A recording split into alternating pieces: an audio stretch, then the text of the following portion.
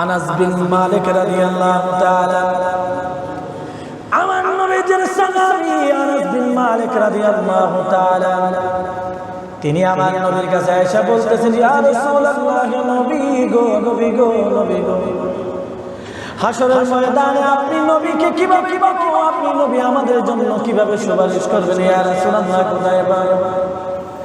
আমার নবী একটা ডাক দিয়া বলে, আনাস, ও আমার আনাস, হাসরের ময়দানে মানুষ যখন পানি পানি করে চিৎকার করবে, জমিনটা তার হয়ে যাবে, সূর্য মানুষের এক বিঘা দূরে চলে আসবে। ও আনাস, মানুষের মগজগুলা টপ টপ করে গরমের মধ্যে গলতে থাকবে, গরম পানির মধ্যে মানুষ সাঁতার কাটতে থাকবে। তখন সন্তান তার মাকে চিনবে না, মা তার সন্তানকে চিনবে না, বাবা তার সন্তানকে চিনবে না, বন্ধু তার বন্ধুর পরিচয় দিবে না, মেয়ে তার বাবাকে চিনবে না, পৃথিবীর কোনো মানুষ কোনো মানুষের পরিচয় দেবে না। ও আনাস, ও আনাস, তখন তুমি আমাকে কোথায় পাইবা জানো রে? ও আমার আনাস, তখন তুমি আমাকে মিজানের পাল্লার মধ্যে পাবে। সুবহানাল্লাহ। আমার আল্লাহ যখন, আমার রব যখন উম্মতের গুনাহগার উম্মতকে জাহান্নামে দিয়ে দিবে, আমি রাহমাতুল লিল আলামিন, আমি আল্লাহ রাব্বুল আলামিনের দরবারে দাঁড়িয়ে যাব মিজানের পাল্লায়, আমার একটা গুনাহগার উম্মতকেও আমি জাহান্নামে যেতে দেব না। সুবহানাল্লাহ। আস্তে বলেন, আর একটু জোরে বলেন সুবহানাল্লাহ। আমার হৃদয় মাঝে ফুল ফুটেছে, হৃদয় মাঝে, হৃদয় মাঝে ফুল ফুটেছে, যে ফুলের নাম মুহাম্মদ, আখেরে করবে নবী শাফায়াত। বলেন, আখেরে করবে নবী শাফায়াত। হৃদয় মাঝে ফুল ফুটেছে, হৃদয় মাঝে, হৃদয় মাঝে ফুল ফুটেছে, যে ফুলের নাম মুহাম্মদ, আখেরে করবে নবী শাফায়াত। বলেন, আখেরে করবে নবী শাফায়াত। যে ফুলের নাম মুহাম্মদ রাসূল, মক্কাতে জন্মনিয়া মদিনার বুলবুল রে, যে ফুলের নাম মুহাম্মদ রাসূল, মক্কাতে জন্মনিয়া মদিনার বুলবুল রে, তার চিনতে করিলে রে বল, চিনতে করিলে রে বল, আখেরি বরবাদ, ও তার আখেরি বরবাদ, আখেরে করবে নবী শাফায়াত। বলেন, আখেরে করবে নবী শাফায়াত, আখেরে করবে নবী, বলেন, আখেরে করবে নবী শাফায়াত। আমার হৃদয় মাঝে ফুল ফুটেছে, হৃদয় মাঝে, হৃদয় মাঝে ফুল ফুটেছে, যে ফুলের নাম মুহাম্মদ, আখেরে করবে নবী, আখেরে করবে নবী শাফায়াত। সকলে বলেন, ইয়া রাসূলুল্লাহ। আমার নবী বলবেন, ও আমার আনাস, যদি মিজানের পাল্লায় আমি নবীকে না পাই, মিজানের পাল্লায় যদি আমাকে না পাই, ও আমার আনাস, মিজানের পাল্লার মধ্যে যদি আমি নবীকে না পাই, তাহলে তুমি ফুলসিরাতের কিনারে চলে যাবে, ফুলসিরাতের পরে চলে যাবে। ইয়া রাসূলুল্লাহ, ফুলসিরাতে আপনি কি করবেন?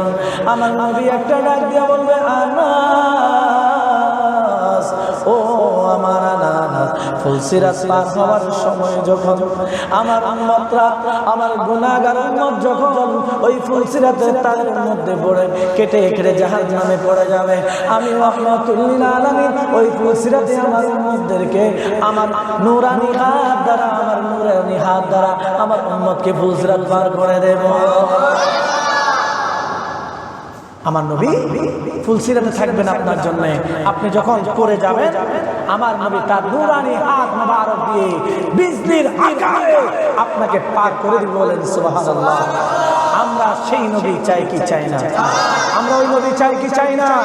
আমরা ওই নবীর দালালি করব, ওই নবীর গোলামি করব, যেই নবী আমাদেরকে মিজানে আল্লাহর কাছে সুপারিশ করবেন, যেই নবী ফুলসিরাতে তিনার নূরানি হাত মোবারক দিয়ে আমাদেরকে ফুলসিরাতের ফুল পার করে দিবেন, সেই নবী গোলামি এবং দালালি করতে চাই কি চাই না?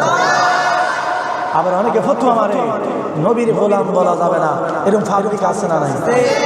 আমার আল্লাহ বলেন মাইয়ুতির রাসূলা ফাকাদ আতা আল্লাহ, যে আমার নবীর গোলামি করবে আমি আল্লাহর গোলামি আদায় হয়ে যাবে। বলেন জবান করে বলি সুবহানাল্লাহ। আরে নবীজির গোলামে মাওলাজির গোলামে কোনো চিন্তা নাই, চলো নবীজির জান্নাতে মদিনাতে যাই। বলেন চলো নবীজির জান্নাতে, নবীজির গোলামে নবীজির গোলামে কোনো চিন্তা নাই, চলো নবীজির জান্নাতে মদিনাতে যাই।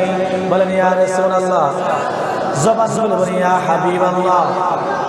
তাহলে মিজানের পাল্লায় যখন আমার নবীকে পাবে না, হযরত আনাস বিন মালিক বলেন ইয়া রাসূলুল্লাহ, মিজানের পাল্লায় যদি আপনাকে না পাই, ফুলসিরাতের কোলে যদি আপনাকে না পাই, ইয়া রাসূলুল্লাহ আপনি নবীকে কোথায় পাবো, কোথায় পাবো? আমার নবী একটা ডাক দিয়া কয়, ও আমার আনাস, ও আনাস, তাহলে আমি নবীকে হাউজে কাউসারের সামনে পাবে। আল্লাহু আকবার।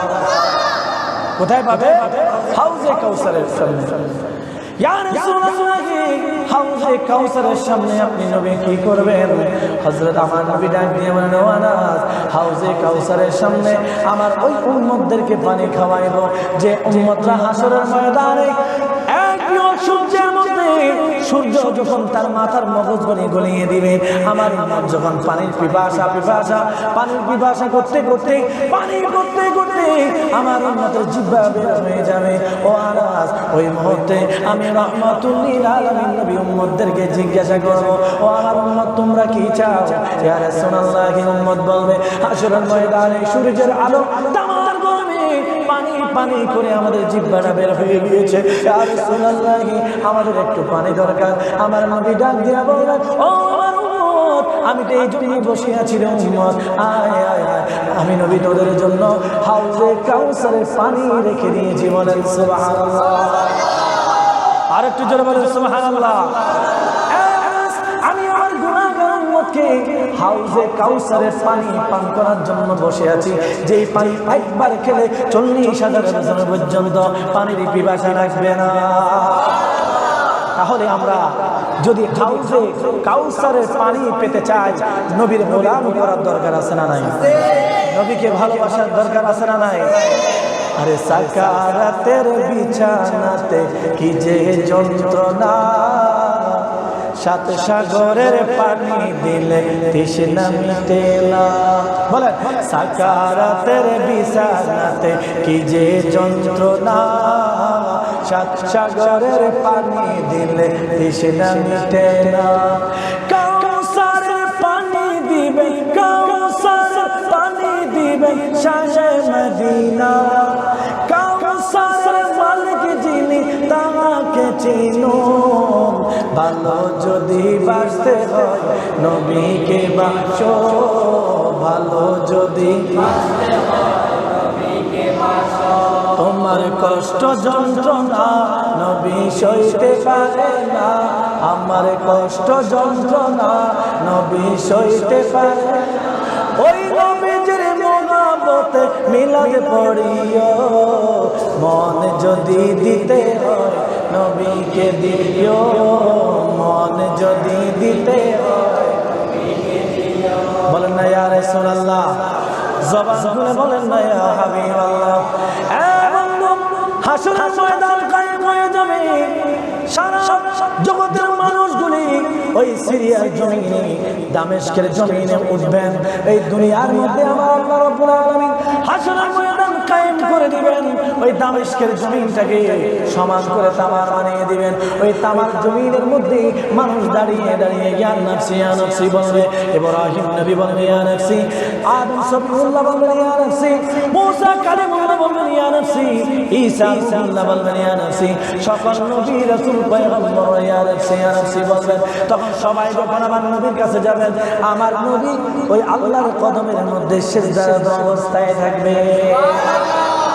সকল নবী রাসূলগণ, আউলিয়া کرام, উলামায়ে کرام, আমার নবীর আশিক সবাই আমার নবীকে ডাকবেন, ইয়া রাসূলুল্লাহ, এই হাসরের ময়দানের গরম আমরা সহ্য করতে পারছি না, 50,000 বছর চলে গেল, ইয়া রাসূলুল্লাহ আপনি আমাদের জন্য কিছু করেন। যতক্ষণ পর্যন্ত আমার আল্লাহ নবীকে ডাকবেন না, ততক্ষণ পর্যন্ত আমার নবী উঠবেন না। আল্লাহু আকবার। আমার আল্লাহ রাব্বুল আলামিন তিনার বন্ধুকে ডাক দিবেন, আমার বন্ধু, ও আমার বন্ধু, আপনার মাথাটা উঠান। আল্লাহু আকবার। এই বলার সঙ্গে সঙ্গে দু জাহানের বাদশা নবী, নূরের নবী, হায়াতুন নবী, জিন্দা নবী, তার মাথা মুবারক উঠাইবেন, মাথা মুবারক উঠাইয়া বলবেন, ইয়া রাব্বুল আলামিন, ইয়া হাবিব উম্মতি, আমার উম্মতের ফয়সালা দেন, আমার উম্মতের ফয়সালা দিয়ে দেন। আমার আল্লাহ বলবেন, ও আমার বন্ধু, আপনার চোখের পানি আপনি এখন বন্ধ করেন। আপনি নবীর জন্য আসমান জমিন লৌহ কলম এই হাসর আমি আল্লাহ সাজিয়েছি। জবান খুলে বলেন আল্লাহু আকবার। আমার আল্লাহ কোরআনের মধ্যে বলেন, আসা আইয়াবআসাকা রাব্বুকা মাকামান মাহমুদা।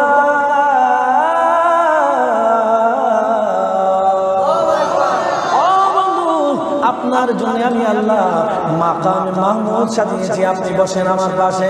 আমার নবী যখন ওই মাকাম মাহমুদের মধ্যে বসলেন, তারপরেও আমার নবীর মনটা খারাপ থাকবে, নবী কান্না করতে থাকবেন।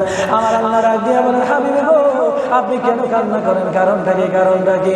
আমার নবী ডাক দিয়া বললেন, রব্বুল আলামিন, এই হাসরের ময়দানে আমার গুনাহগার উম্মতের ফয়সালা আপনি যদি না করেন, ততক্ষণ পর্যন্ত আমি নবীর কান্না থাকবে না। আমার আল্লাহ ডাক দিয়া বলেন, ওয়ালা সাওফা ইউতিকা রাব্বুকা ফাতারদা।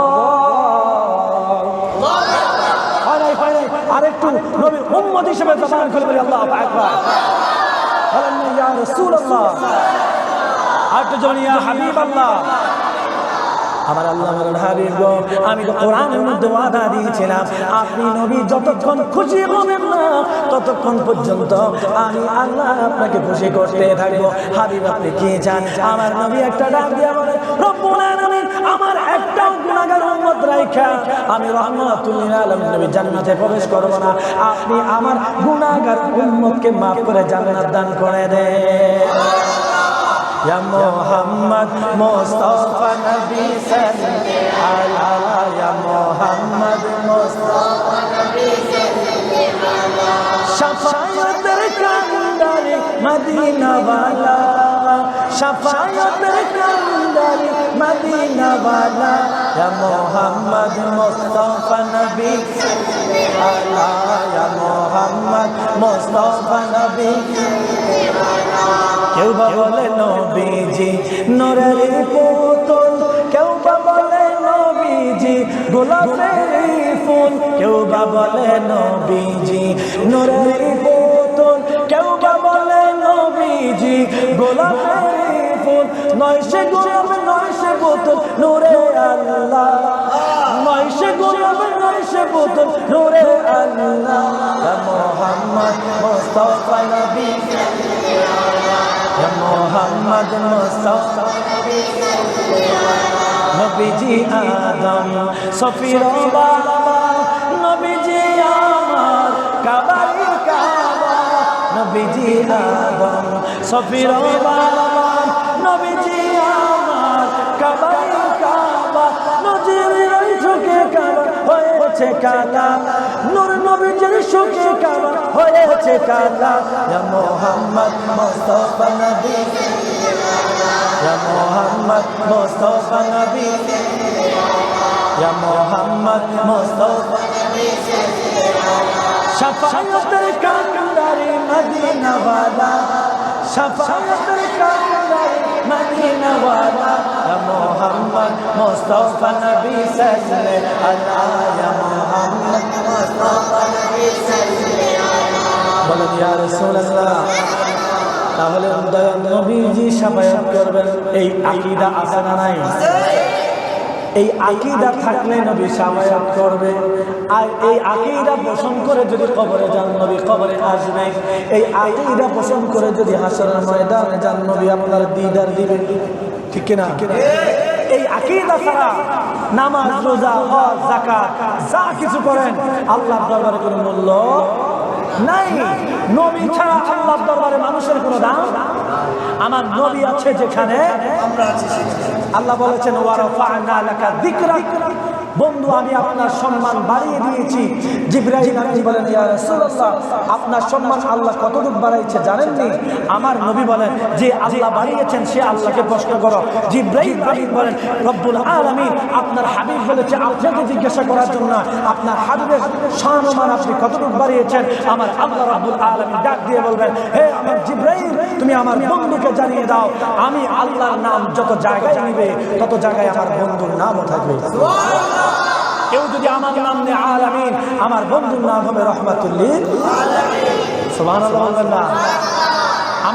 আমি আল্লাহর নামের শানে যদি আজিম বলা হয় আমার বন্ধুর শানে আজিম শব্দ ব্যবহার হবে ওয়া ইন্নাকা লাআলা খুলুকিন আযীম বলেন সুবহানাল্লাহ। কালিমার মধ্যে যদি আল্লাহর নাম নেওয়া হয় লা ইলাহা ইল্লাল্লাহ বলতে হবে মুহাম্মাদুর রাসূলুল্লাহ। আমি আল্লাহ যত জায়গায় থাকবো তত জায়গায় আমার নবীও থাকবো, অতটুকু সম্মান আমার নবীকে দিয়েছি। জবান খুলে বলি আল্লাহু আকবার। তো আমি আর আপনি নবীর শান মান ছোট আর কতটুকু করতে পারবো? এই জন্য নবীর সম্পর্কে কোন ধরনের আপোষ করা চলবে। শেষ কথা, সব কথার মধ্যে একটা কথা আদব থাকতে হবে। এই জন্য আদবে রাসূল আদবে খোদা। আপনি যে কোনো মানুষের সমালোচনা করেন তার মধ্যে কি থাকতে হবে? এই জন্য এই যুবক ভাইরা এই যে ভিউ দেখে বক্তব্য দেখে যুবকের প্রেমে পড়বা না, তাদেরকে আইডল মনে করবা না। এই যে নাসিরউদ্দিন পাটোয়ারি সে যেভাবে আমাদের দেশের প্রধানমন্ত্রী সমালোচনা করে, সম্মানী ব্যক্তিদেরকে যেভাবে বাজে ধরনের কথা সে সম্বোধন করে, এই সমস্ত বেয়াদব মার্কা যুবক আইডল আপনারা দরকার মনে করবেন না। নবীকে ফলো করুন। নবী যে আদর্শ শিখিয়ে দিয়েছে ওই আদর্শের থেকে মানুষের সমালোচনা করতে হবে। কথা বলেন ঠিক কি? মনে থাকবে নি? শুধু আপনারা ভিউ দেখে জনপ্রিয়তা দেখে তার প্রেমিক হয়ে যাবেন না, তার ভিতরে হুব্বে রাসূল আদব আছে কিনা ওটাই দেখতে হবে। কথা বলেন ঠিক কিনা? আল্লাহ তাআলা হুজুর আপনারা বলবেন হুজুর আপনি কেন রাজনীতি কথা বলেন? আমি যদি আপনাদেরকে সতর্ক না করি আপনারা তো তাকেই ফলো করবেন, ঠিক কিনা? আমি যেহেতু ইমাম আমাকে বলতেই হবে কে ভালো কে মন্দ, কাকে ফলো করা যাবে কাকে যাবে না। আপনি গাজীপুরকে ফলো করেন, শাহজালালকে ফলো করেন, আপনি ডক্টর আহমেদ প্যারা বগদাদিকে ফলো করেন, আপনার জীবন ধন্য হয়ে যাবে। এই ধরনের বেয়াদব নাসিরউদ্দিন পাটোয়ারির মতো বেয়াদব মার্কা লোককে যদি আপনি ফলো করেন আপনার